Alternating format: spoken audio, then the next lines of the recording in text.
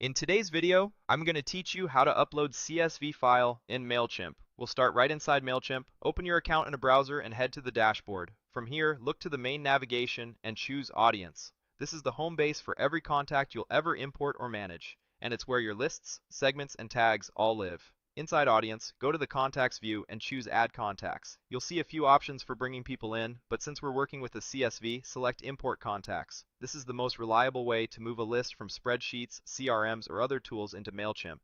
On the import screen, choose Upload a File, then click Continue to proceed. You'll be prompted to select your CSV, so click. Select a file, browse your folders, and pick the CSV you prepared. When you see it listed, click your file to confirm the choice, and then hit Continue again. Before you move forward, a quick prep tip. Your CSV should include a header row like email address, first name, and last name. Save it as a standard CSV in UTF-8 encoding, and keep email addresses in a single column with no formulas or special characters. If you have duplicate emails, Mailchimp will update existing contacts rather than create new ones. Next, choose where these contacts should live by opening the Current Audience dropdown. Pick the audience you want to add them to. If your account only has one audience, you'll see it selected by default. Make sure this is correct, especially if you use separate audiences for different regions, brands, or programs. Click Continue to confirm.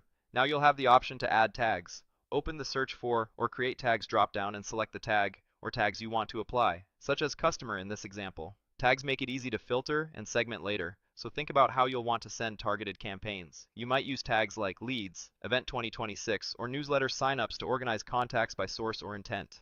When you're happy with the selection, click Continue.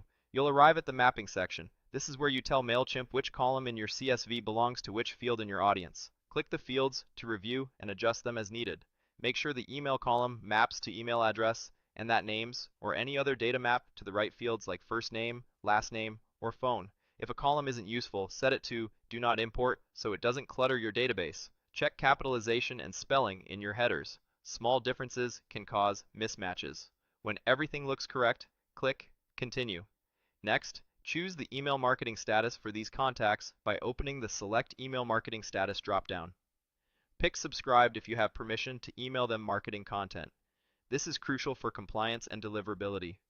Only mark people as subscribed when they've opted in. Otherwise, choose a more appropriate status to respect consent. Once your status is selected, you're ready to proceed. Review your choices and click Finalize Import. Mailchimp will summarize what's about to happen, including the audience you chose, the number of contacts, tags applied, and how fields were mapped. If anything looks off, this is your chance to go back and fix it. When you're confident everything is set, click Complete Import.